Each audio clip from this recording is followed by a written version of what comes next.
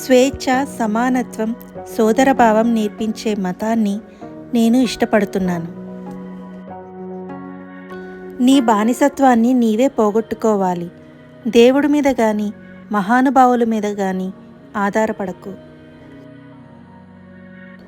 సంవత్సరం మారితే రాతలు ఏమీ మారవు. ప్రయత్నాలను ఆపితే పనులేవి సాగవు. ఎంత ఎక్కువ కాలం బ్రతికామన్నది కాదు, ఎంత గొప్పగా జీవించామన్నది ముఖ్యం. క్రూరత్వం కంటే నీచత్వమే హీనమైనది. స్వతంత్రంగా జీవించే అవకాశం ఉండి బానిస భావాలు కలిగిన వ్యక్తి కన్నా స్వతంత్ర భావాలు ఉన్న బానిస 1000 రెట్లు మేలు. కేవలం పుస్తకాలు చదివి వదిలేస్తే ప్రయోజనం ఏముంది? చెదపురుగులు కూడా పుస్తకాలను నమిలేస్తాయి. అంత మాత్రాన జ్ఞానం వచ్చేసినట్టు కాదు.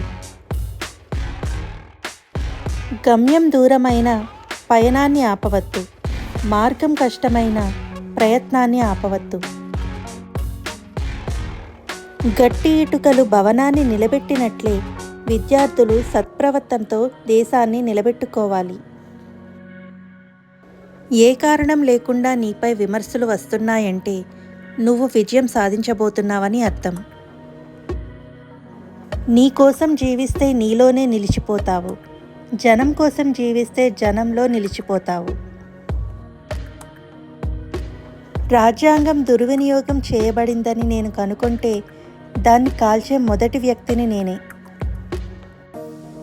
దేశం అభివృద్ధి చెందడం అంటే అద్దాల మేడలు, రంగుల గోడలు కాదు.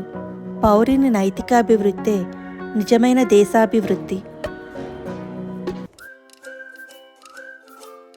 మరిన్ని మోటివేషనల్ వీడియోస్ కోసం నా ఛానల్ని సబ్స్క్రైబ్ చేయండి.